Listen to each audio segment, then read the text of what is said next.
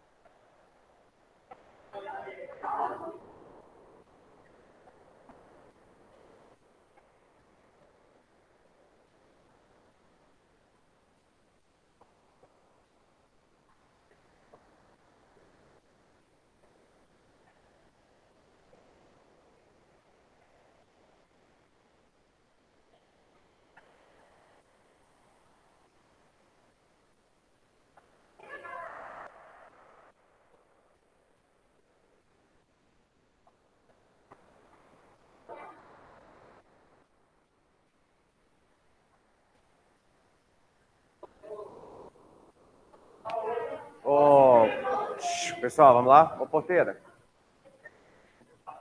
Você reconhece? Chama o Pedro ali para mim, por favor.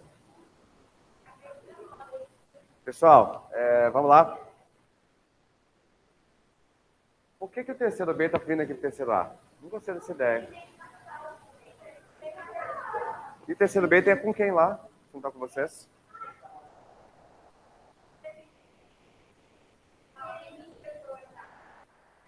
Ah, entendi. Ah.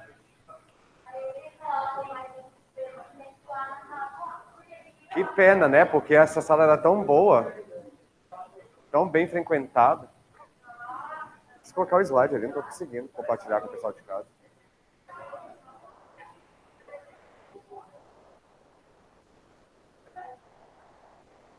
Aí não compartilha só. Tá ótimo. Bom, peguem o livro de vocês aí, a página 133. Obrigado.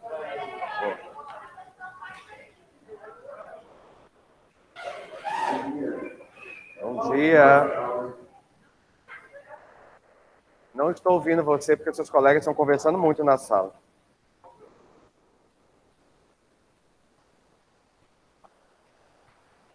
Cento e 133, eu falei 4 vezes.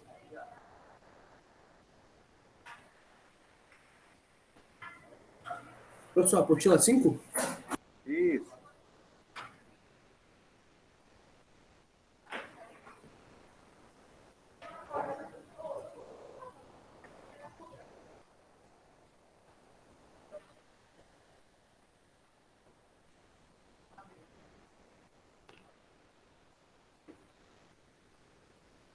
Tá ligando aqui o PowerPoint. Enquanto isso, eu vou explicando. Nossa aula de hoje, nós vamos ver sobre as 3 condicionais. E aprofundando um pouco mais, nós vamos entrar na quarta, que é o que normalmente também cobra de vocês em vestibular, que é a Zero Condition. Nós vamos ver a condicional 0, a condicional 1, 2 e 3. Vamos estar aqui no quadro para vocês. Pessoal de casa, vocês estão vendo aí o slide? O compartilhamento está dando certo? Obrigado. Tranquilo. Sim? Sim. Beleza. Vamos lá. Quando nós falamos de Zero Conditional, é a condicional de construção estrutural, de gramática, falando, a mais simples. Obrigado. Gente, ele está abrindo a janela, cuidado para vocês não voarem. Venta muito vento agora. Cuidado. Bom, então quando nós falamos de Zero Conditional, nós vamos falar de 2 ordens verbais, que é o Present Simple mais o Present Simple. Muito simples. E a composição que nós vamos usar para Zero Conditional vai ser essa aqui, ó. Fatos with a generate true or scientific facts.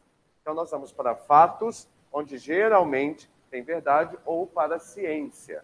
Acreditem na ciência, tá, gente? Mais a gente é brasileiro, mas a ciência, eu vou dar nele a voadora. Mas a ciência é um fato, ok? A Terra não é plana, a vacina funciona, por aí vai.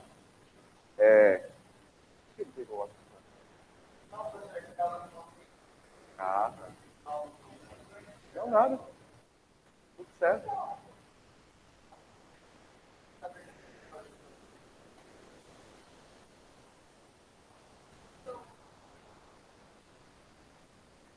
Entendi. Bom, então o que vocês precisam lembrar são das formas de uso. Agora o dativender voltou. As formas de uso e a composição de verbo. Então a forma de uso, fatos absolutos. Gravem isso, tá? Então, se quiserem anotar aí no caderno de vocês, a zero conditional, fatos absolutos ou verdadeiros, e a ordem verbal, presente simples mais presente simples. É isso que você precisa saber na hora de uma prova de vestibular. Zero conditional, presente simples mais presente simples, uso quando? Fatos absolutos. Exemplo aqui em frase. If you hear ice, it melts. Você fizer o que com gelo? O que vai acontecer? Derrete, ok? Então, é um fato. É científico. Primeira condicional. Isso aqui agora eles estão cobrando em vestibular. Antes não tinha tanta importância, porque era compreendido como fácil. E aí, 2018 para cá, volta para o vestibular. Vamos de novo. Zero conditional. Fato absoluto ou científico, ou você pode escrever como verdadeiro, e a composição de verbo vai ser presente simples mais presente simples. Percebam. Presente simples, presente simples. Nada. A first conditional, já vou ter a composição diferente. Ó. Eu tenho verbo presente simples mais o will, ou sua forma negativa, mais o outro verbo. Então, a first conditional, present simple, mais will, ou negativo, mais o verbo sem dormir. Quando que eu uso? Para indicar algo ou fatos possíveis. A possible situation in the future. Então, para indicar fatos ou situações possíveis. Aí que eu vou usar a first condition. Então, first condition, forma de uso. Ações possíveis, composição verbal, presente simples, mais o will, mais o verbo. Exemplo. If you study, you pass the exam. If it rains, we will cancel the trip. Então, se chover, nós vamos cancelar a viagem. Se você estudar, você irá passar no exame. Ok? Então, nós temos aqui, ó, primeira frase, presente simples. Segunda frase, will, mais o verbo. Ok? Todas essas composições virão acompanhadas do parceirinho if, se. É o famoso se na língua portuguesa. Se. Tranquilo até aqui? Segunda condicional, a mais requisitada em prova de vestibular. Essa aqui, ó. Vou explicar para vocês o porquê. Second conditional é a mais cobrada em prova de vestibular. Vamos ver aqui, vocês vão entender o porquê. Quando que eu uso? Composição gramatical. Passado simples mais would mais o verbo. Passado simples mais would mais o verbo.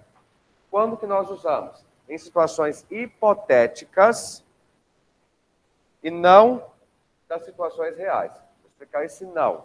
Vamos lá. Eu tenho situações unreal or improbable, ou situações improváveis, now or in the future. Então, segunda condicional, ele vai explicar que são situações hipotéticas ou não reais ou improváveis, seja no presente ou no futuro. Vamos lá. Exemplo aqui para vocês verem. Ó. If they sold their house, they would be rich. Se eles vendessem a casa, eles seriam ou ficariam ricos. If I won the lottery, se eu ganhasse na loteria, ganhasse porque é passado. I would travel a lot. Eu iria viajar bastante. Se eu ganhasse na loteria, eu não iria dar mais aula. Percebam que é uma ação condicional a um fato no passado. Ok?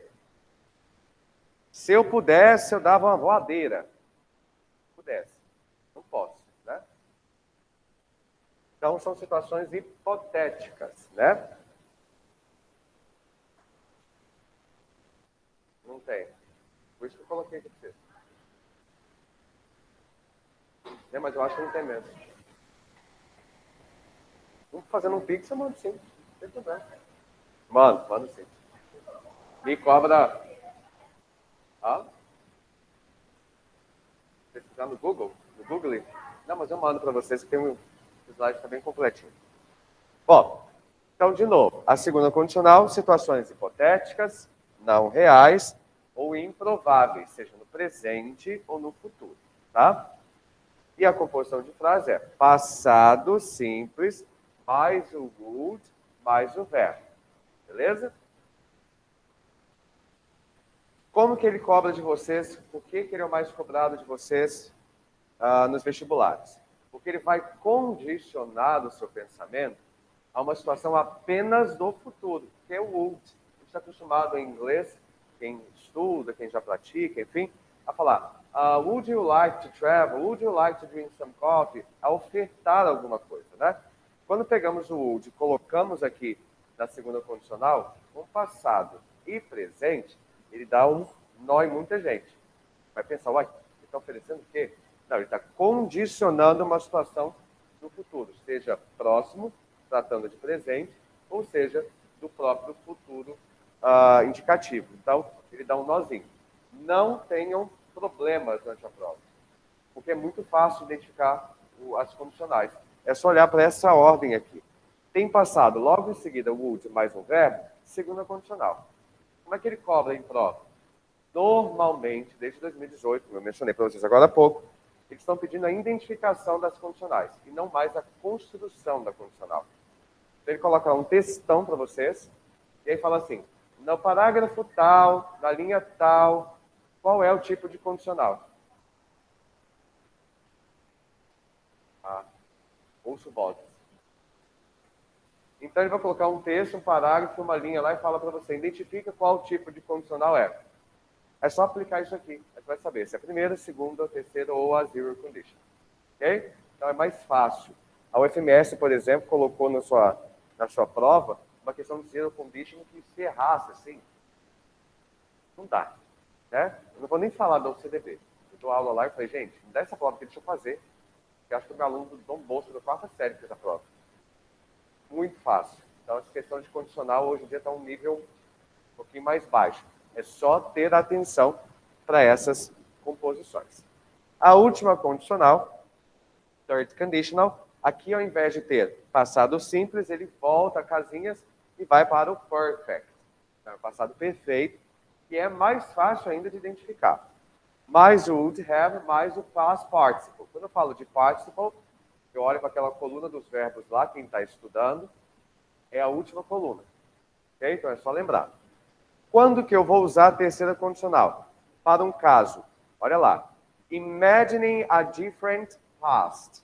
Ou ainda, imaginary situation that did not happen. Então eu vou falar de uma situação imaginária, diferente do passado, e que não aconteceu, que não acontece.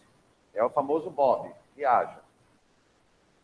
If you had studied, you would have passed the exam. Se você tivesse estudado, você haveria passado no exame. Ponto.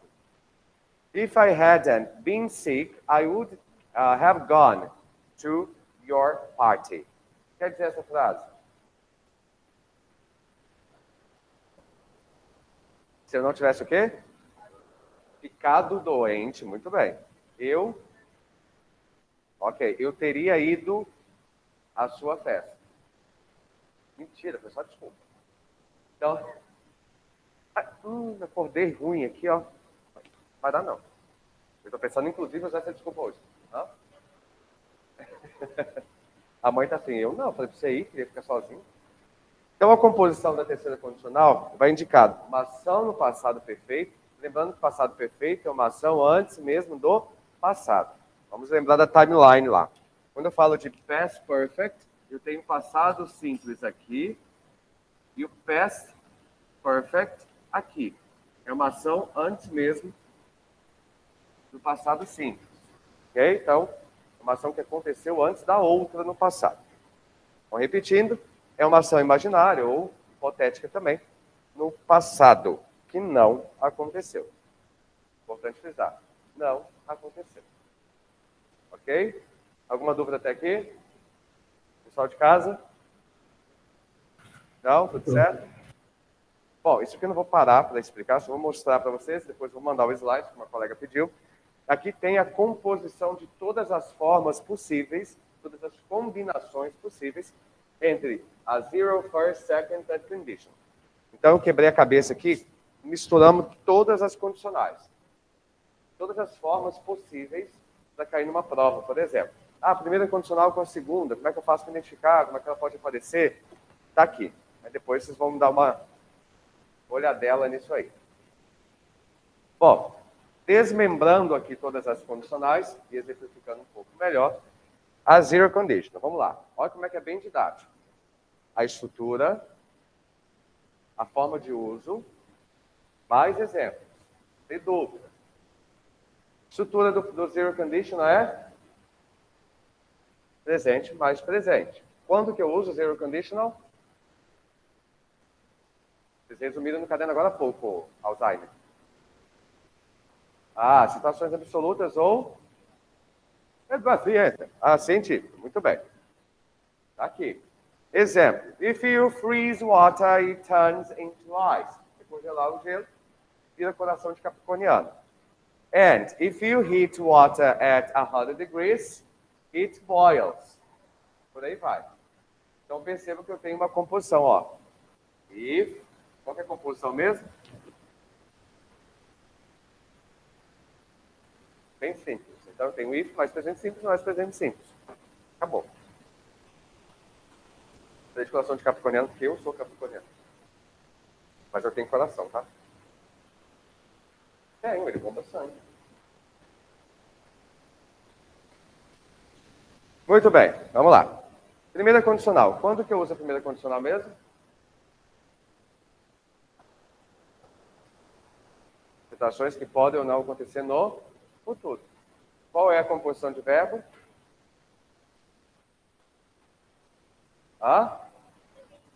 Presente simples mais o eu, mais o verbo. Então, eu tenho aqui a composição e os exemplos. Ó. If you stud, presente, you will pass the exam. Se você estudar, você vai passar no exame. Bom, mas pode acontecer o inverso dessa composição. Aqui embaixo. E essa belezura é linda. Quem for fazer o FMS ou o FGD, eles gostam bastante de colocar a inversão da primeira condicional. Qual é a diferença? Nenhuma. Só para confundir vocês. Olha aqui, ó. If we win, se eu ganhar, we will be celebrating soon. Olha a inversão. Vem antes com o resultado da condicional. We will be celebrating soon if we win. Acabou. Então eu tenho uma inversão. Como é que eu faço para identificar? Caiu. Quem fez passe ano passado? Ano retrasado. Ano retrasado caiu a inversão da first conditional. Porque era vírgula. Você tinha que identificar a vírgula. Bate o zoião de bacia aqui, ó. Se eu tenho vírgula, primeiro é condicional, depois o resto da frase. Se eu não tenho vírgula, tem que fazer inversão. Como é que normalmente norte-americanos, esse povo aí, esse povinho aí, ó, costuma escrever assim, tem vírgula, taca pau. Então faz a inversão da condicional. Ok? Por que eles escrevem errado? Porque eles colocam aqui, não colocam vírgula e vai embora. Gramaticalmente está errado. Primeiro vem a ação, depois a condicional, quando não tem vírgula. Ok? A pessoa tem que lembrar de vírgula. E deixa quem vai fazer vestibular. Segunda condicional, eu uso quando? Situações hipotéticas. Ok? Ah, eu vou namorar aquela menina. É uma situação hipotética. Ah, ele nunca vai me trair. Uma situação hipotética. Você acredita ou não? Certeza você já tem na vida, que você vai morrer e vai tomar chifre. Então só vai. Quando que eu vou usar? Com o passado simples mais o present conditional. Ok? Situação em frase. If I were you, I would quiet smoking. Quer dizer essa frase? Se eu fosse você, já começou a frase errada. Você não é. Então guarda sua opinião para você, meu anjo. Brincadeira à parte. I would quiet smoking. Eu pararia de fumar. Vai morrer, cão. Você também vai, então tá tudo certo, né?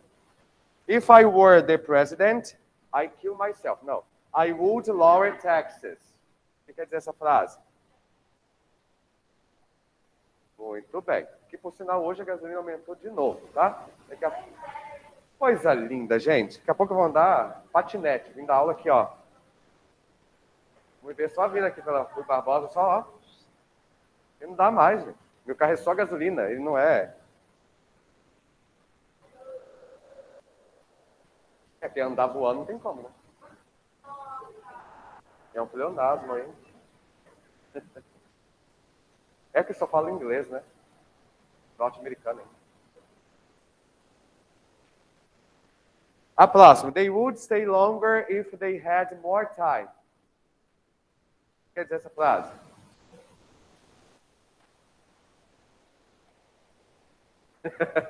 Eles ficariam mais se tivesse mais tempo. É uma frase que dá um...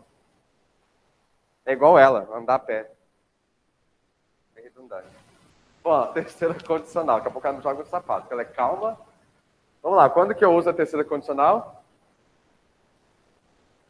Situações hipotéticas em que não. Muito bem. Exemplo. If I had met Susan last week, I would have given her the book. O que quer dizer essa frase?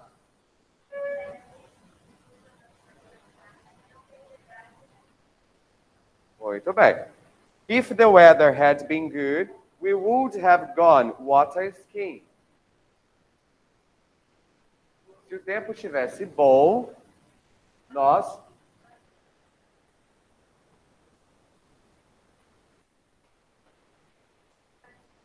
Yes. Se o tempo estivesse bom, nós tínhamos andado de water skiing. De negocinho lá, esqueci o nome. Isso, troço aí. E aqui em cima... Não, vou falar aqui para agradar ela. If you had gotten up early, you would have caught the early train. E essa frase quer dizer, se você...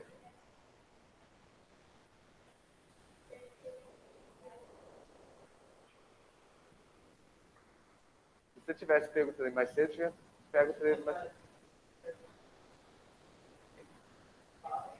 Isso, o trem que passa mais cedo. Logo você estaria no trem mais vazio, sem subaqueira, sem aquela encoxada, etc. Ai! Não era para trocar a resposta. Vamos lá. Vamos para o primeiro exercício aqui. Vamos prestar atenção. Ó. Complete the conditional sentence, type 1, by putting the verbs into the correct form. Então, nós vamos colocar aqui na condicional. Pega um caderninho lindo de vocês e vamos praticar. Primeira frase. If you send this letter now, she will receive it tomorrow. Como é que fica essa frase?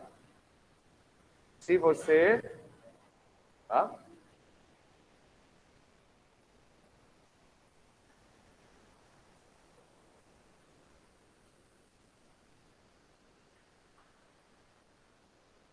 Ok, ok. Lembrando que pode haver mais de uma possibilidade por sentença. Ok? Pode haver. 2 minutinhos aí. Completem isso aí. 1, 2. Acabado?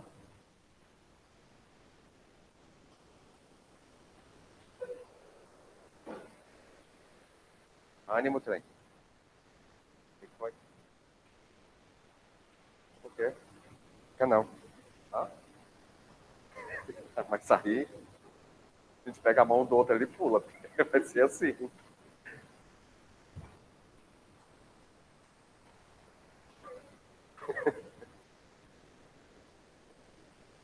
Você quê? Mentira. Você? Ah. Normal. Dedo na cara de quem? Dedo na cara de quem? Quem? Quem é essa? Você foi no fato mesmo? Ah. Ah, é verdade. Tá joinha.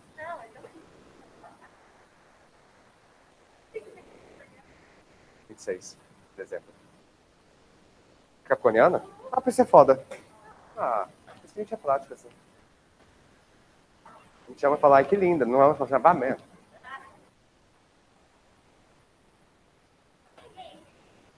Bom dia, meu bem. Já fizeram o sai? É até amanhã, tá, princesa? Tá, eu avisei. É amanhã. É até amanhã. Tem sim. Então depois vocês falam com a Mari ali.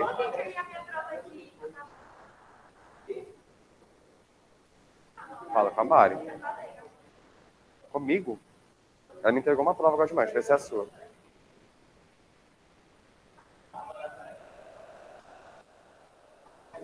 Não, João Pedro.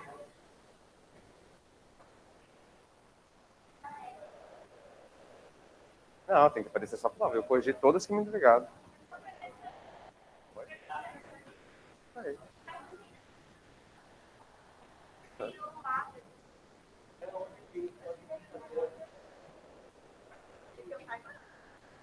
Quando vocês estão fazendo, eu vou perguntar para ela. Como é que é seu nome completo? Maria Eduarda Ribeiro? Rebelo? Hã?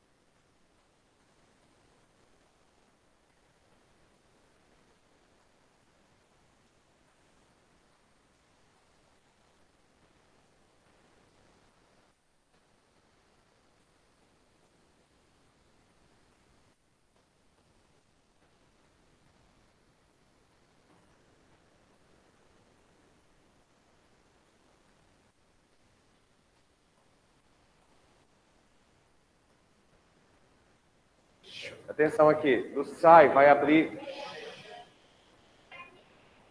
amanhã. Só que ela está até aberta já.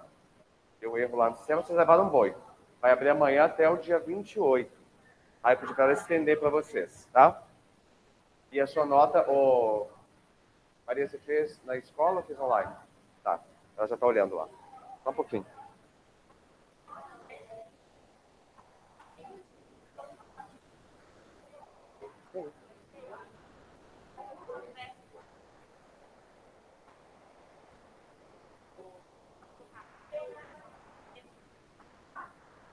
Não entendi essa pergunta. Assim, se eu posso colocar os dedos, Aham.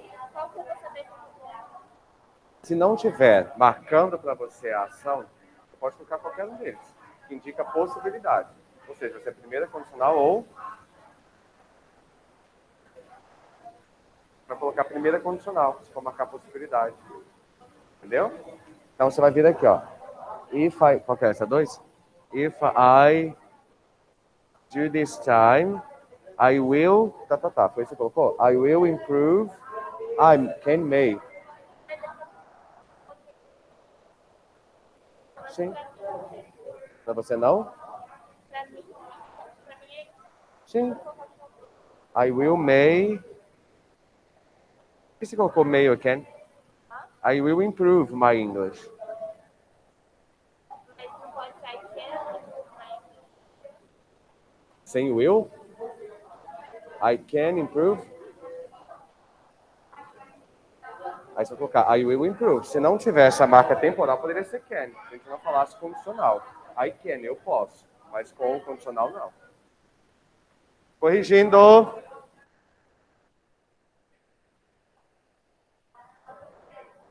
Vamos lá. Sem dormir aí, cão. Todas as composições, nós temos uma marca de uma condicional. Qual é?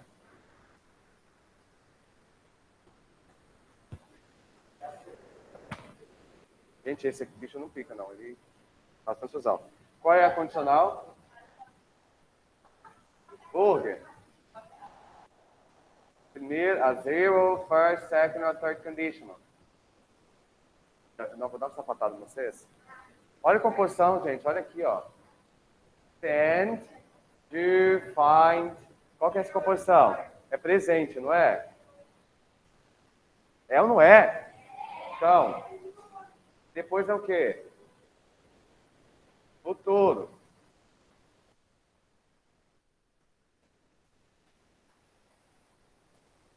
Qual é a composição? Ah, obrigado, Jesus. Presente mais o eu. Então, a gente fala segunda, terceira.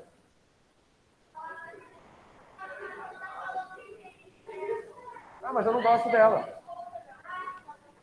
Não gosto dela.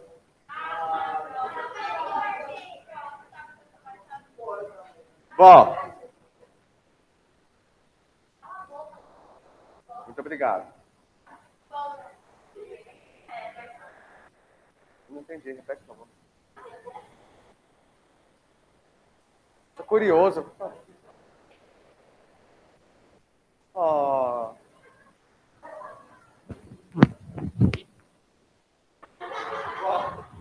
Vamos lá. Então, aqui eu tenho a composição. Eu vou usar a pergunta da colega ali. Professor, como é que eu vou saber se eu posso usar esse ou aquele? Aqui, se não tem uma marca, é um exercício só para a gente praticar. Se não tem uma marca indicativa de qual você tem que usar, né? Eu vou colocar o que couber. Porém, nesse exercício, ele fala o quê? Complete the conditional sentence, ela só ter lido, né? Type 1, tipo 1. Qual que é o tipo 1? First conditional. Aqui embaixo eu tenho a inversão que eu mencionei para vocês, ó. Peggy will go shopping if she has time in the afternoon. Então, tem a inversão, primeiro vem o will, depois o if. Por que acontece isso mesmo? Meu Deus, o Alzheimer. Por que acontece isso? Porque não tem vírgula. Quer que eu use o mesmo exemplo? Repete, por exemplo, ela, que eu não gosto de... Obrigado. Bom, não é para ser verdadeiro não, gente, é só brincadeira, tá? Bom, se não tem vírgula, faço a inversão. Ok? Mesmo caso lá embaixo, ó. Simon will go to London next week if she gets a cheap flight. E cheap flight fora do Brasil é cheap flight mesmo, tá? Não é igual no Brasil, não. Isso, é só localizar o eu e você vai saber a composição da frase se é invertida ou não. Ok? Até aqui, alguma dúvida? A gente perguntando.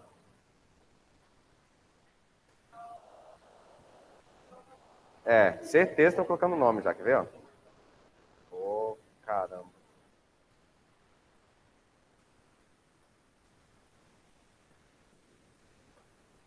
Gustavo, você nasceu de quantos meses, filho? 5?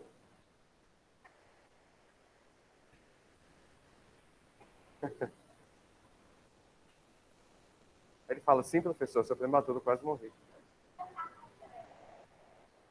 Minha cara vai aonde nesse momento? Na Chon. Bom, eu vou mandar o slide para vocês depois. Como dito.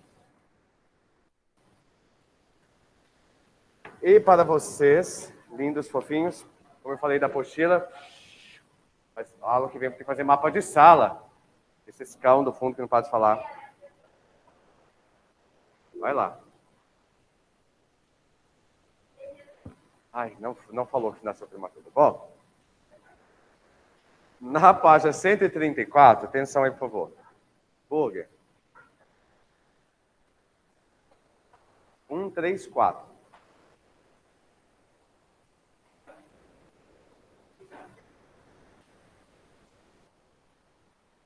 Vai, já está até psicografando, ó.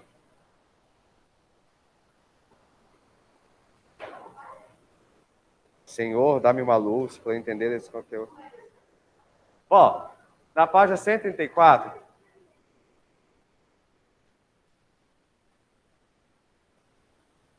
vou entrar na sala aqui semana que vem fazendo assim.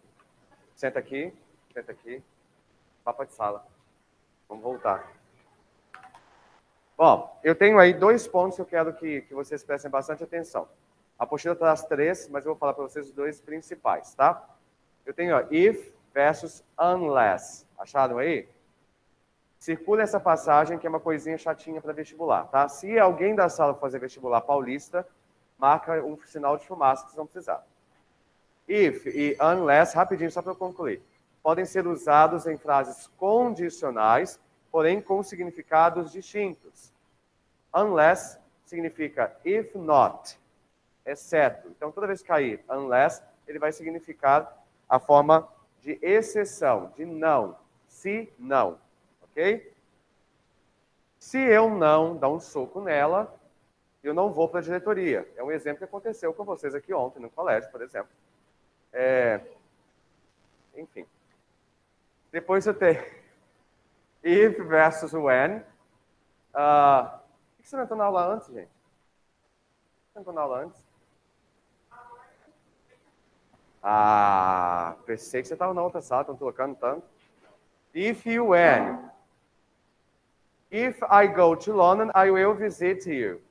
When I go to London, I will visit you. Percebam que tem o mesmo significado. Quando que eles vão cobrar isso de vocês? Colocando o when como relative pronouns, que nós já vimos, até cobrei em prova, e perguntar para vocês se o when pode ter a inversão ou a troca por if. A resposta é sim. Eu posso usar when ou if. Dentro desse campo aqui das condicionais está tudo certo. Nesse caso, essa condicional é qual? Primeira, segunda ou terceira? Responde errado agora que vai voar um sapato. Qual condicional é essa frase? If I go to London, I will visit you. Obrigado, Deus. Primeira condicional. Ok? Primeira condicional. Então, se cair na provinha, when. Pode ser tocado por if? Sim. Qual condicional? Primeira. Ok? Próxima aula eu continuo dessa passagem aqui. Beijinhos, bom final de semana.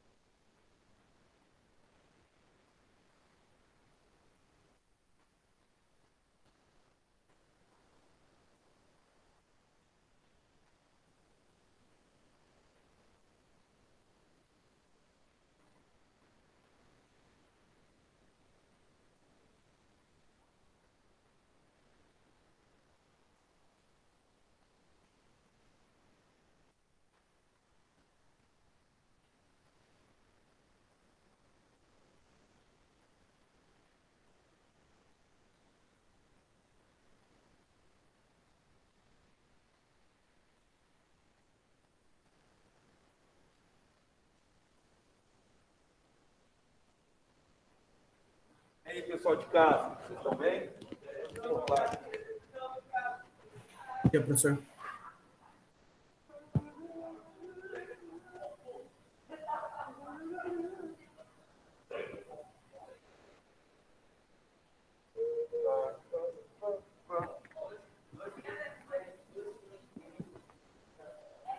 Dois pães, que é? 2 pães de queijo, foi brincar de esconde-esconde.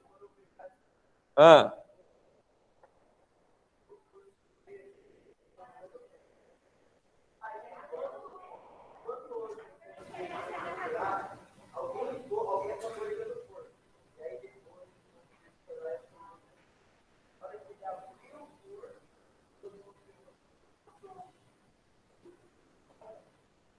Assou! Ah. Não, não.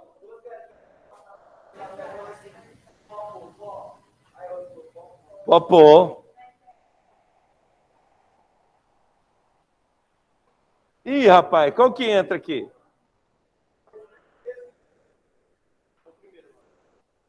Aqui? Tá.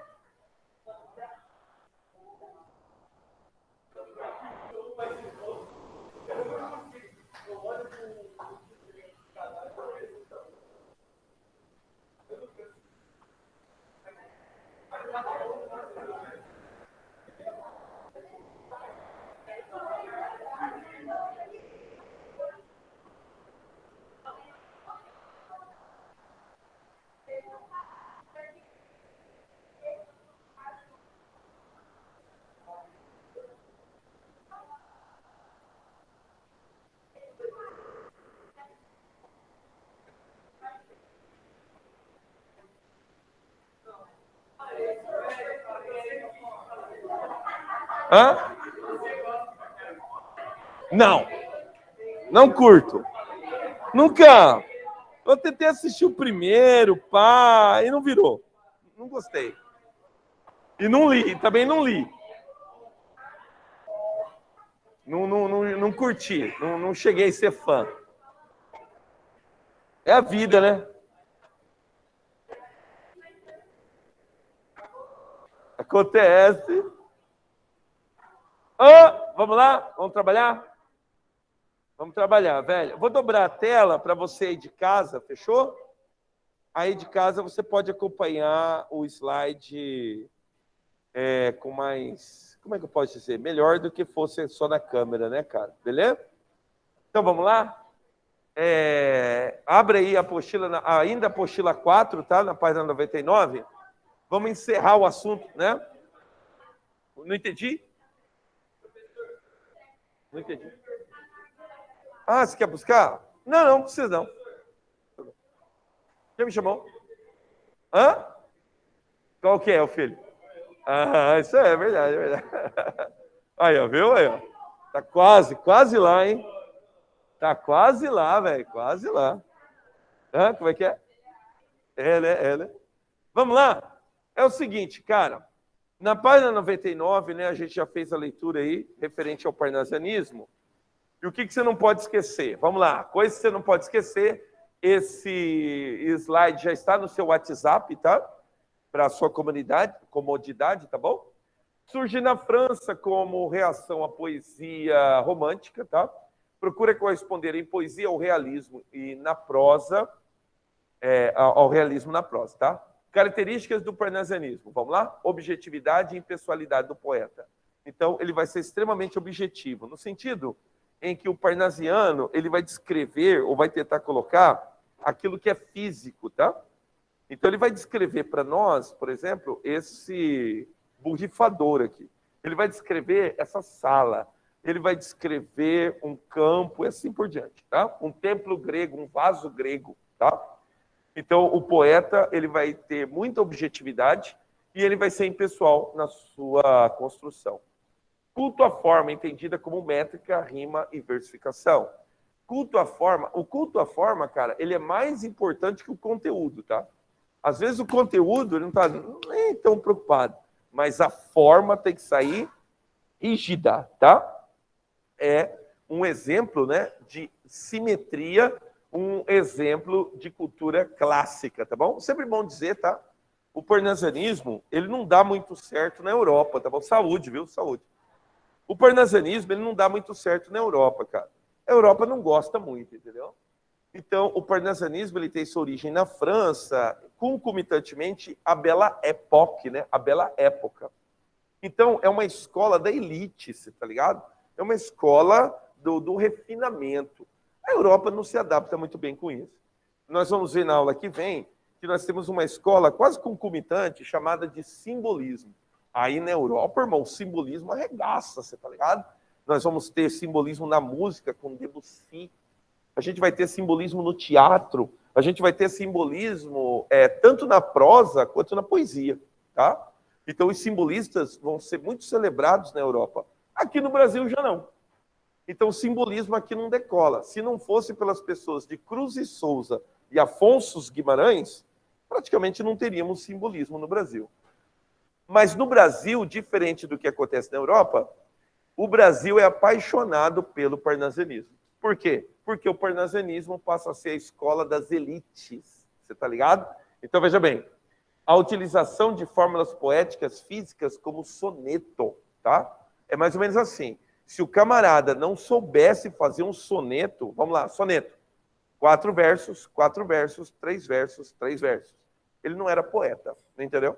E mais ainda, tinha que ter o soneto e tinha que ter a chave de ouro, tá ligado?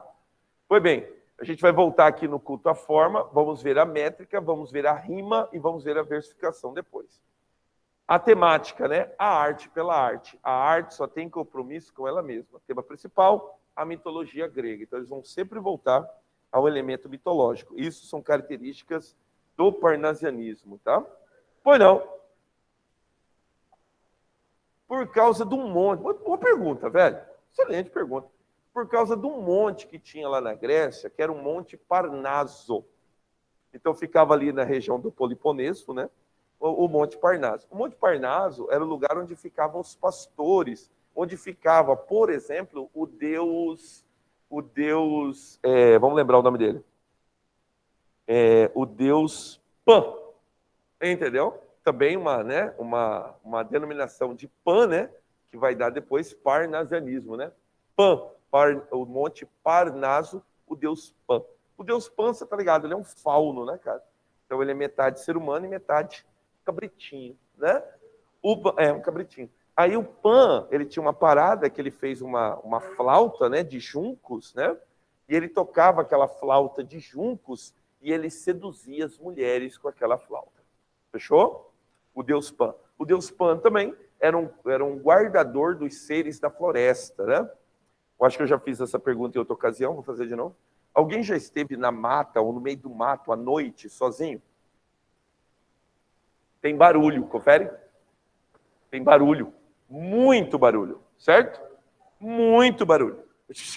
As coisas mexendo, não é? Pode crer, isso aí. Dá um cagaço, dá um cagaço. Diz a mitologia que quem faz o barulho é o deus Pan. Ele está querendo te assustar para você sair fora, para você deixar sossegada as pessoas da floresta. É daí que vem a palavra pânico. Ela é derivada do deus Pan. Fechou? Boa, né, cara? Excelente. Então, é um monte que ficava lá na Grécia, o chamado Monte Parnaso, onde ficavam as criaturas da floresta. Então, você ficava no convívio ali dos seres da floresta. Fechou? Muito boa pergunta, Manão. Vamos lá. Então, vamos lá. Diz o seguinte. O parnasianismo no Brasil é uma literatura descompromissada das elites. O parnasianismo é o reflexo da Belle Époque, então é reflexo da elite brasileira. Alto prestígio no que diz respeito à elite. E o parnasianismo, cara, no Brasil, ele vai ficar, cara, ele vai virar uma praga, tá ligado? Uma praga. A gente só vai se livrar do parnasianismo em 1922 com a Semana da Arte Moderna. É por isso que ele é chamado de um dos motivos da semana, uma das causas. Por quê? Porque é a hora que os artistas, influenciados pelas vanguardas europeias, vão reagir a respeito dessa, essa rigidez ao fazer poesia. Tanto é que os artistas da época não apoiaram a Semana da Arte Moderna, a Academia Brasileira de Letras não apoiou, a imprensa não entendeu a Semana da Arte Moderna. Por quê? Porque eles eram extremamente parnasianos. Então, o modelo parnasiano era o modelo de se fazer poesia, de se fazer arte, tá? Absoluto domínio em termos de prestígio, absoluto, tá?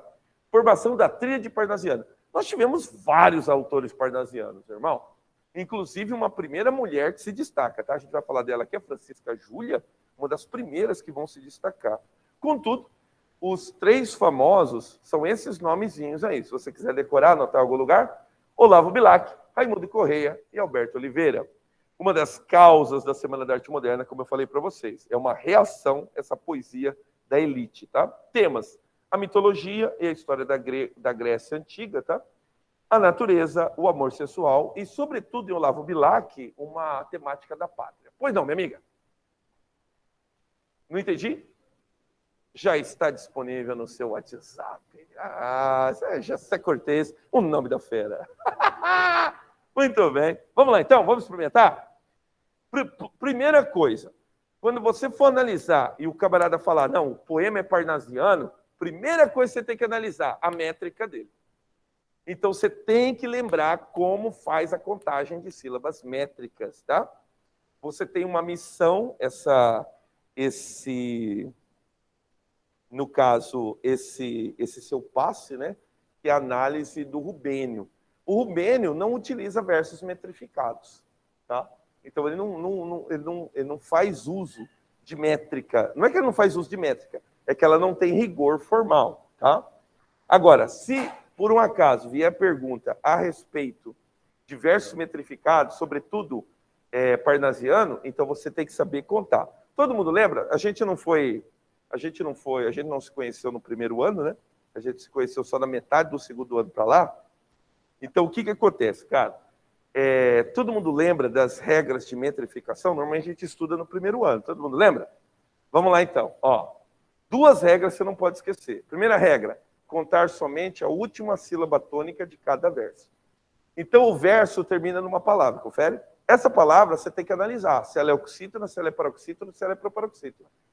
Não interfere o tamanho que essa palavra tem, interfere a sílaba tônica. Vamos supor que o nosso verso termine na palavra mandacaru. Mandacaru, 4 sílabas, certo? O que você vai contar? Você vai contar até a última sílaba tônica. Qual que é a sílaba tônica? Mandacaru. Então, você vai contar todas as 4 sílabas. Confere? Beleza. Vamos supor que nosso verso termine numa palavra paroxítona, com uma palavra defeito. Fechou? Terminou em defeito. Defeito é paroxítono, tá? Então, defeito tem 3 sílabas, mas no seu verso ele vai ter só 2. Porque você vai contar defeito. Morreu, você não conta mais. Fechou? Vamos supor que o nosso verso termina na palavra inorgânica. Em inorgânica, ele tem 1, 2, 3, 4, 5, 6 e inorgânica. 5 sílabas. Só que se ele terminar o seu verso, você vai contar até a última sílaba tônica. Então ele vai ter, no caso, 2 sílabas. 2 sílabas não, 3 sílabas. Acabou, você não conta mais.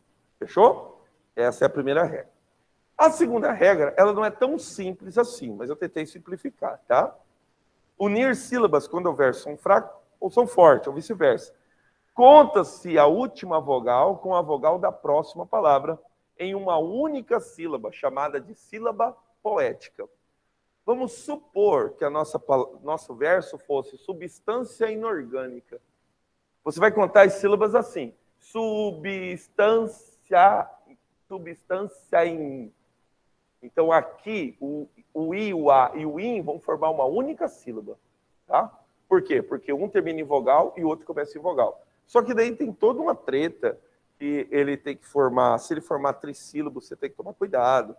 Se ele tiver vírgula, na maioria das vezes você vai respeitar a vírgula. Então tem toda uma treta. São umas 9 regras, irmão. Eu estou tentando sintetizar em 2. Fechou? Vamos tentar? Dá uma olhada aqui, cara. Isso daqui é uma sílaba gramatical. Olha como é que você vai fazer. Sílaba gramatical, hein? Amor é fogo que arde sem se ver. Sílaba gramatical, deu 11 sílabas. Na sílaba poética, você tem que tomar cuidado. O que você tem que tomar cuidado? Dá uma olhada. Amor é fogogar. Por quê? Porque a palavra terminou em vogal e a outra palavra começou em vogal. Então você contou essas duas sílabas como se elas fossem uma só. Fechou? Então essa é a regra que você não pode esquecer. Como a última palavra é um monossílabo, então você conta a sílaba da última palavra. Pois não.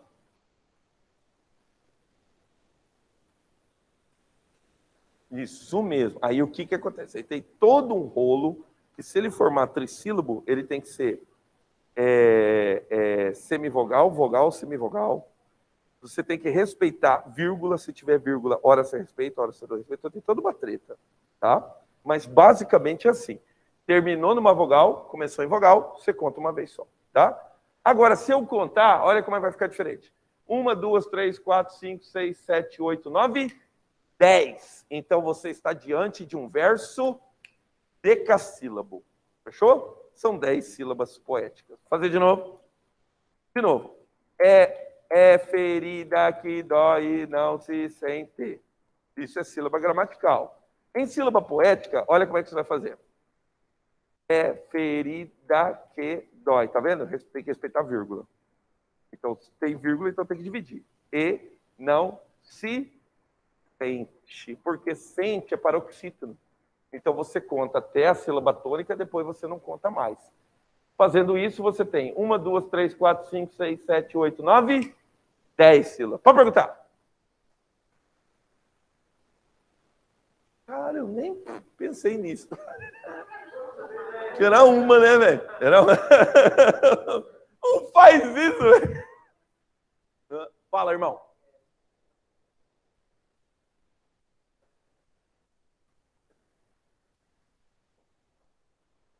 Isso, você vai contar a sílaba. Entendi sua pergunta. Você vai contar a sílaba tônica, aí você não conta mais. Isso mesmo, aí você não conta mais. Então, a partir do GAN, você vai contar uma única sílaba. Boa questão, boa questão. Mesma coisa que aconteceu aqui no sente. Então, o sente é a sílaba tônica. Então, você contou o sem, aí você não contou mais. Fechou? Então, isso é contar sílabas poéticas, tá? Isso é chamado de metrificação, tá bom? Muito bem. Aí você tem que lembrar, né? A gente classifica o verso pela quantidade de sílabas que ele tem. Existe verso monossílabo, existe verbo sudissílabo, existe verso trissílabo. Se ele tiver 4 sílabas, como é que ele é chamado? Excelente, está vendo? Na gramática, a partir de 3, a gente chama de polissílaba, certo? Mas na poesia, a gente continua com o grego.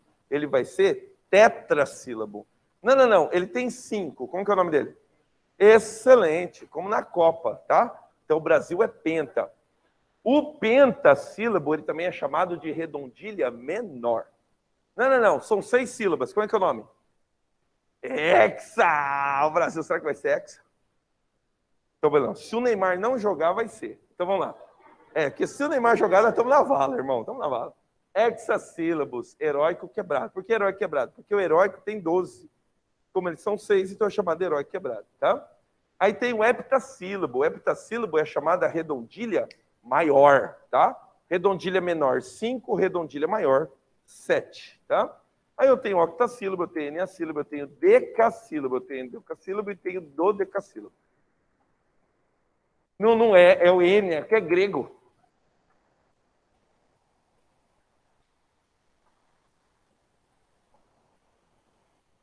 Alexandrino.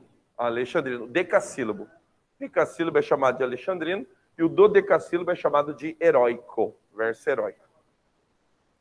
Ih, rapaz, agora você me pegou, velho. Não faço ideia. Não faço ideia. Alexandre o Grande, provavelmente.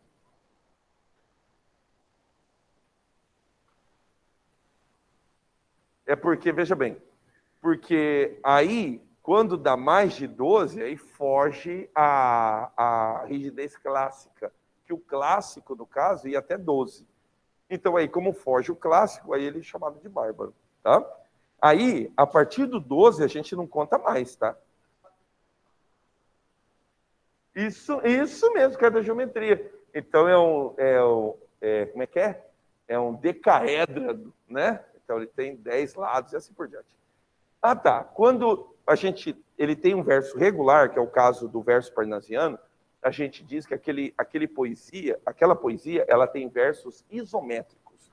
Quer dizer, entendeu? Porque é geometria de novo. Ou então, não, é variado. Não, então ele é heterométrico. O Rubênio Marcelo, ele gosta de versos heterométricos, tá? Muito bem. E aí, a aula que eu dei na aula passada, né? A rima. A rima, ela pode ser pobre. Quando que ela é pobre? Quando eu vou rimar mesmas classes de palavras. Verbo com verbo, substantivo, substantivo, adjetivo com adjetivo, advérbio com advérbio e assim por diante.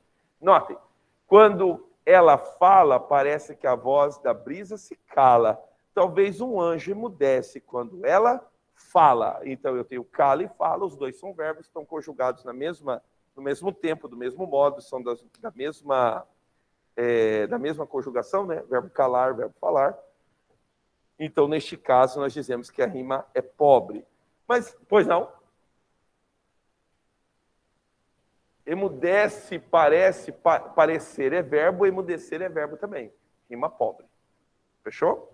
Agora, a rima, ela pode ser rica. Quando que ela é rica? Quando daí eu vou rimar classes de palavras diferentes. Dá uma olhada. Ilustríssimo caro e velho amigo, saberás que, por um motivo urgente, na quinta-feira 9 do corrente, preciso muito falar contigo. Então, eu tenho amigo e contigo. Amigo é substantivo, contigo, pronome. Então, eu rimei substantivo e pronome. Rima rica. Mas os parnasianos, eles vão primar pela rima preciosa, cara. O que é a rima preciosa? É uma rima surpreendente. O nosso poeta, ele vai fazer um malabares com a língua para ele conseguir a rima. Dá uma olhada aqui. É uma trágica festa emocionante. A bacteriologia inventariante toma conta do corpo que apodrece. E até os membros da família orgulham, vendo as larvas malignas que se embrulham no cadáver mansão, fazendo um S. Então, notem, empobrece rimando com fazendo um S. É uma rima surpreendente, irmão. Ela é mais que rica, ela é uma rima preciosa. Os parnasianos vão perseguir.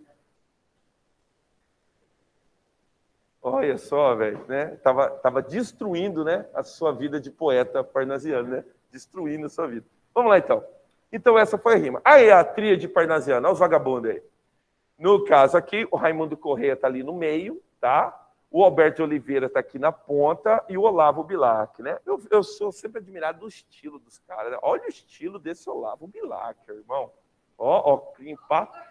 Bigodinho assim, pá. É muito style, né, irmão? Não, ó o bigode desse aqui. Você tá louco, é muito style, irmão. E aí, e o Olavo Bilac, inclusive, depois ele adota um monóculo. Ele vai ter um monóculo, assim, pá, né? É muito style, irmão. Muito estilo, muito estilo. Muito bem.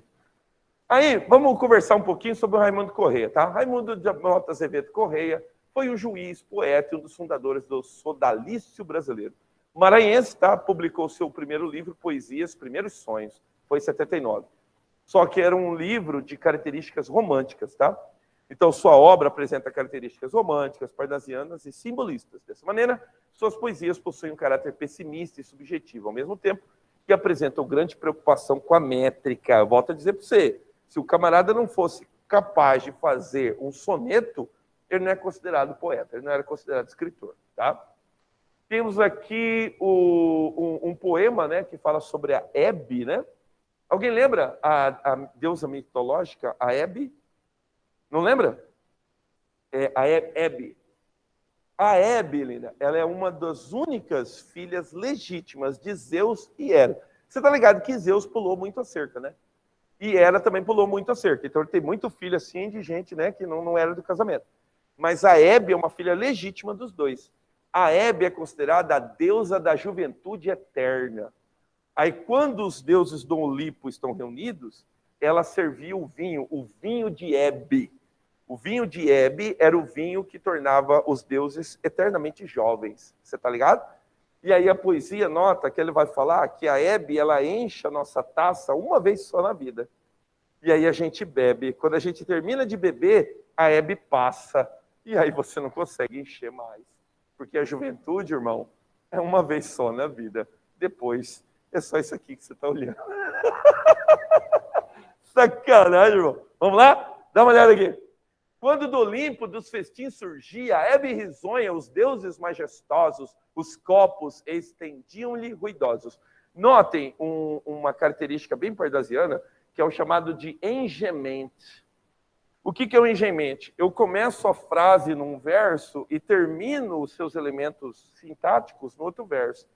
Os deuses majestosos, os copos estendia-lhe. Quer dizer que os deuses estendiam para ela o quê? Né? Os deuses majestosos estendiam-lhe o copo, entendeu? Então, no caso aqui, eu tenho sujeito, depois aqui eu tenho objeto, e aqui é objeto indireto.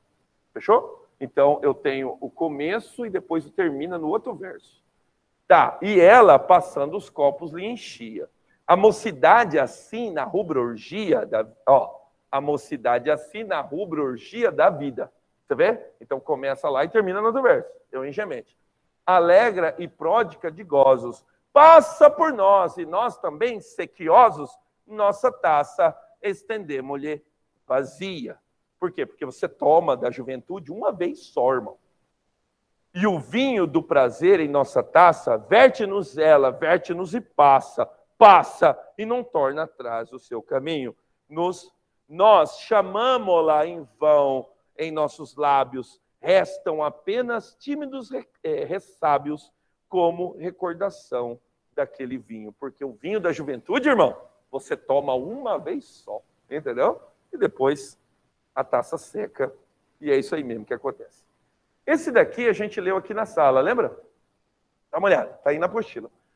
Se a cólera que espuma, a dor que mora na alma e destrói cada ilusão que nasce, tudo que punge, tudo que devora o coração, no rosto se estampasse. A pessoa, se todo o seu estado de espírito, você chegasse aqui na sala, eu tô com problema, tá com problema. Não, normalmente o que a gente faz? A gente sorri, não é? E a gente é mestre nisso, em esconder a dor, né, que está guardada no coração. Se pudesse o espírito que chora ver através da máscara da face, quanta gente talvez que inveja agora nos causa, então piedade nos causasse. Então, se você visse realmente o problema daquela pessoa, o sofrimento daquela pessoa, ao invés de você sentir inveja, o que você ia sentir? Entendeu? Piedade. Quanta gente que ri, talvez consigo, guarda um atroz e recôndito do inimigo como invisível chaga cancerosa. Quanta gente que ri, talvez existe, cuja ventura único consiste em parecer aos outros venturosa. Tá? Raimundo Corrêa. Alberto de Oliveira. Antônio Mariano de Oliveira, mais conhecido como Alberto de Oliveira. Foi um poeta, professor farmacêutico, um dos fundadores da Academia Brasileira de Letras. Tá? Publicou sua primeira obra, Canções Românticas, em 78, mas como era de características românticas, não conta como inaugura, né? Como algo que inaugurou o parnasianismo. A despeito desse livro, apresentar características românticas, Alberto de Oliveira foi um exímio poeta parnasiano, cuja obra é caracterizada por temáticas e estruturas parnasianas. Por exemplo, descrição minuciosa, composição de retratos, quadros e cenas. Aí algumas poesias que merecem destaque, tá? Vamos experimentar ele aqui? Vamos lá. Vaso Grego. Então, um poema muito conhecido dele, né? Vaso Grego.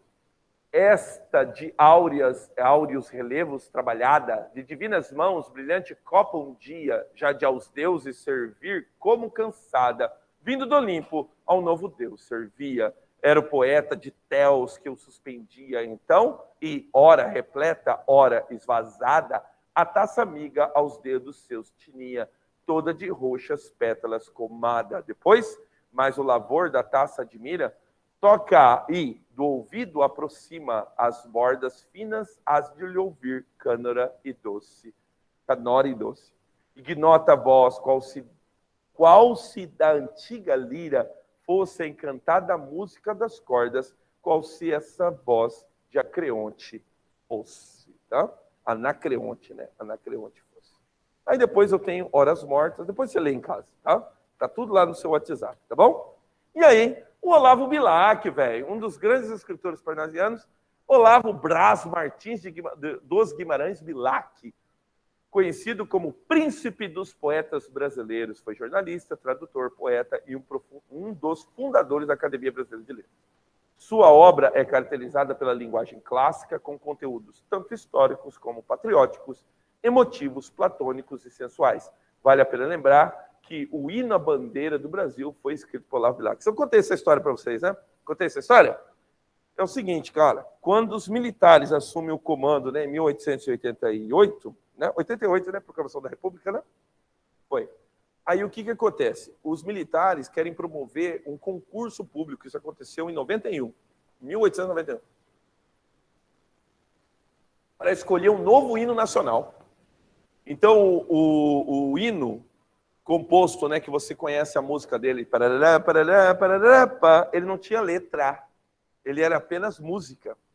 Então, os militares queriam agora um novo hino. E aí concorreu um monte de gente, o próprio Joaquim Osório Duque Estrada concorreu e Olavo Bilac concorreu também. Só que Olavo Bilac concorreu com aquele hino que a gente mais tarde vai conhecer, inclusive foi finalista, foram 5 finalistas, tá? Só que deu um concurso, não deu em nada, foi embargado, não teve vencedor.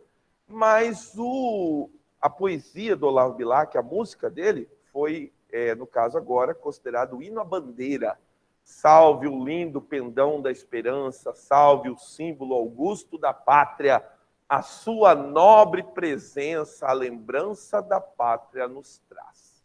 Tá bom? Recebe o afeto que se encerra em nosso peito varonil, querido símbolo da terra, querido símbolo da pátria, da amada pátria do Brasil. Fechou? E na bandeira.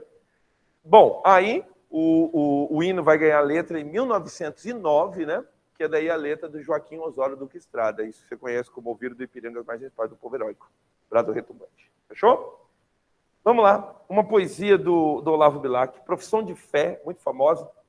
Invejo ourives quando escrevo, imito o amor com que ele em ouro o alto relevo faz de uma flor. Imito! E pois nem de Carrara pedra firo, o alvo cristal a pedra rara, o ônix prefiro, por isso corre por servir-me sobre o papel a pena, como uma em prata firme corre o cinzel. Então nota aqui, ó, por servir-me firme, rima preciosa. Fechou? Torce, aprimora, alheia, lima a frase, e enfim, no verso de ouro engasta a rima como rubim. Então eu tenho enfim e rubim, tá? Rima rica. Quero que a estrofe cristalina, dobrada ao jeito do ourive, saia da oficina, sem um defeito, assim procedo, minha pena. Segue esta norma, por te servir, deusa serena, serena forma. Tá? Olavo Bilac. E aí, talvez um dos poemas mais conhecidos dele, né? O Ouvir Estrelas, tá? Que também legou ele a alcunha de poeta das estrelas. Ora, dizeis, ouvir estrelas, certo, perdeste o senso. E eu vos direi, no entanto, que para ouvi-las muita vez desperto e abro as janelas pálido de espanto. E conversamos toda noite enquanto a Via Láctea, como um palho aberto, cintila. E ao vir do sol saudoso e em pranto, ainda as procuro pelo céu deserto. Direis agora, translocado amigo, que conversas com elas? Que sentido tem o que dizem quando estão contigo? E eu vos direi, amai para entendê-las, pois só quem ama pode ter ouvido capaz de ouvir e entender estrelas. Está vendo aqui? Entendê-las, estrelas. Rima preciosa, tá? Então a rima preciosa vai ser muito usado pelos parnasianistas. Aí eu tenho há um poeta, né? Que também é um poema muito famoso dele. Longe do estéreo turbilhão da rua, Beneditino escreve no aconchego, no claustro, na paciência e no sossego, trabalhe, teime, lima e sofre sua, mas que na forma se disfarça o emprego do esforço e a trama viva se construa de tal modo que a imagem fique nua, rica, mas sóbria como um templo grego. Não se mostre na fábrica o suplício do mestre. E natural, o efeito agrade, sem lembrar os andaimes do edifício. Porque a beleza, gêmea da verdade, arte pura, inimiga do artifício, é a força e a graça na simplicidade. Olavo Bilac. Aí, como eu falei para vocês, nós temos outros poetas também, tá, cara? Nós temos Teófilo Dias, tá? Teófilo Dias publicou o quê? O livro Fanfarras, o livro que vai dar, né, que vai ser a obra inaugural do Parnasianismo, publicada em 1882, considerada a obra inaugural do Parnasianismo, o livro Fanfarras, tá? Pode, por favor, fique à vontade. Bom, aí tem o poema, depois você lê, certo? Olha, só o primeiro estrofe, ó. Fosse-me dado em mármore de Carrara, num arranco de geme e de ardimento, as linhas do teu corpo o movimento, suprimo fixar-te a forma rara. Então, notem, rima rica, ó. Eu tenho Carrara e rara. Carrara é substantivo, rara é adjetivo. Rima rica, tá? Muito bem. E aí, eu falei dela, ó, Francisca Júlia, irmão, uma das mulheres, uma das primeiras mulheres, né, a ter destaque, né, ser reconhecida como poetisa, etc. Escritora parnasiana, nasceu em 31 de agosto de 71, e escreveu para jornais como Correio Paulistano, além de outros periódicos. Seu primeiro livro, Mármores, publicado em 95. Teve boa recepção da crítica, mas também sofreu acusações de plágio ou imitação das poesias do cubano José Maria de Heredia, o que não impediu a consagração da autora, que, em 1904, tornou-se membro do Comitê Central Brasileiro da Sociedade Internacional Heleno-Latina. Não foi membro da Academia Brasileira de Letras. A primeira mulher membro da Academia Brasileira de Letras vai ser Raquel de Queiroz, tá? Isso vai se dar lá na década de 30, tá bom? Pois não. Porque, nesse caso aqui, é uma sociedade, como são poetas parnasianos, entendeu? Então, é uma sociedade heleno é referente à Grécia. Isso mesmo, referente à Grécia. E aí, no caso, né, os que imitam os poetas gregos que estão na América Latina, heleno-latina. Isso mesmo. Apesar de apresentar traços simbolistas em algumas de suas poesias, Francisca Júlia é considerada uma poetisa do parnasianismo brasileiro. Portanto, seus poemas apresentam objetividade, descritivismo e rigor formal. Vamos lá, vamos fazer homenagem a Francisca Júlia, vamos ler o verso dela. A florista, suspensa o braço à grávida corbélia, segue a passo tranquila, o sol faísca, os seus carmíneos lábios de mourisca se abrem sorrindo numa flor vermelha. Deita a sombra de uma árvore, uma abelha zumbi em torno ao cabaz. Está vendo aqui? Uma abelha zumbi. Começa o sujeito lá, o verbo está aqui no outro verso. Uma ave arrisca o pó do chão, pertinho dela cisca, olhando-a, às vezes trêmula, de esguelha. Tá? Abelha e esguelha, tá bom. Aos ouvidos lhe soa um rumor brando de folhas. Pouco a pouco, em leve sono, lhe vai as grandes pálpebras cerrando. Cai-lhe de um pé o rústico tamanco, e assim descalça mostra em abandono o vultinho de um pé macio e branco. Está vendo? Está descrevendo a mulher, está descrevendo o pé dela. Faísca e mourisca, no caso ali, substantivo, né? E vermelho é adjetivo, flor vermelha, né? Desculpa, faísca e mourisca. Faísca é substantivo, mourisca é adjetivo, né? Rima rica, isso mesmo, rima rica. Então, sempre procurando a rima rica. Tem hora que não dá certo, né? Tem hora que o cara coloca uma rima pobre, mas sempre procurando a rima rica ou a rima preciosa. Aí, Arthur Azevedo, irmão do Álvares de Azevedo, tá? Também foi poeta parnasiano, tá bom?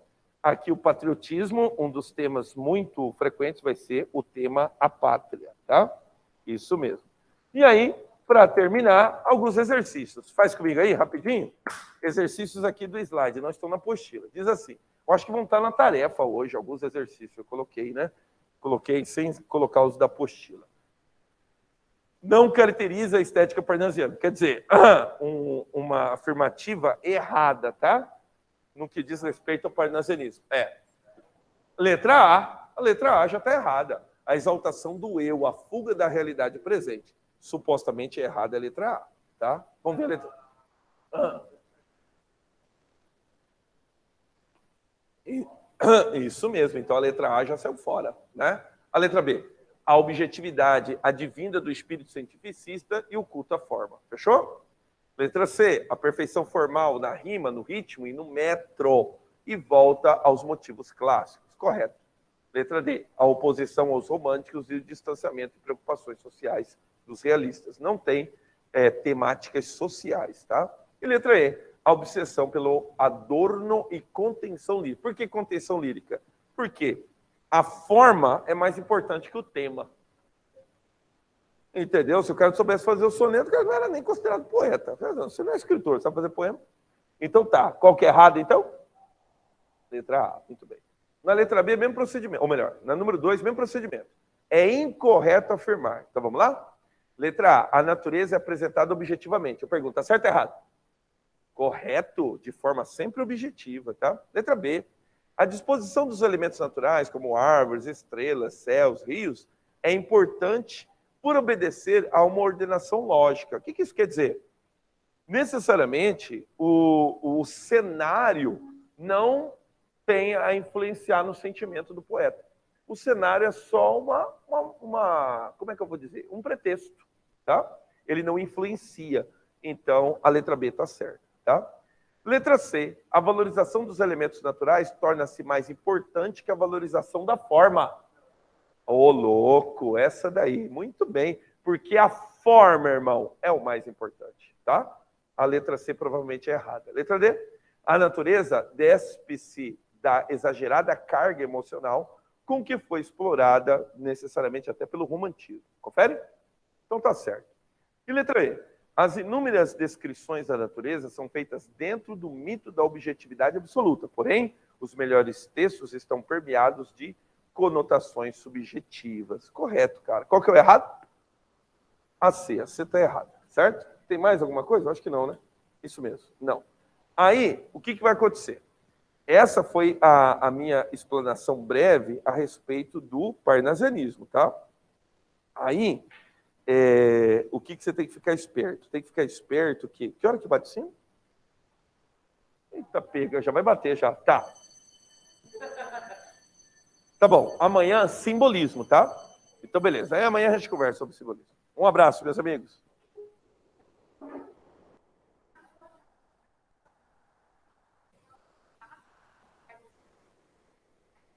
Vai ser semana que vem já. Mentira. Linguagem? Vamos pôr, né? Vamos pôr realismo, realismo, naturalismo, parnasianismo.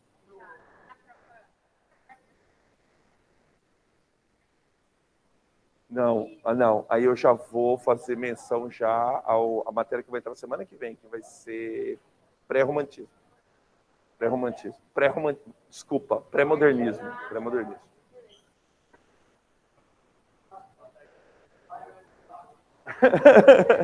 Fala, minha amiga. Aqui, seria plástico ou...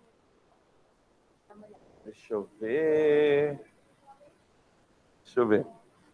A obra de Olavo Bilac é marcada pela exploração da temática greco-latina, certo? Greco-romana clássica, certo? Pelo verso metrificado, certo? E pelo virtuosismo plástico, isso mesmo. E nas descrições, correto, letra B. Correto. Pois não.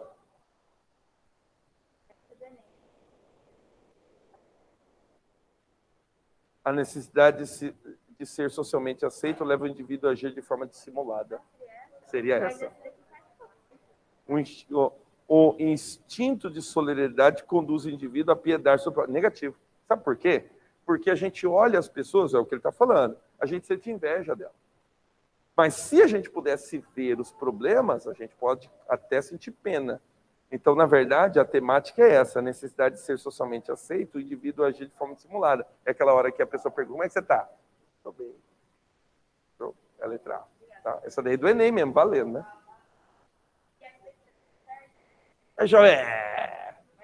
Vamos lá, não, vamos lá.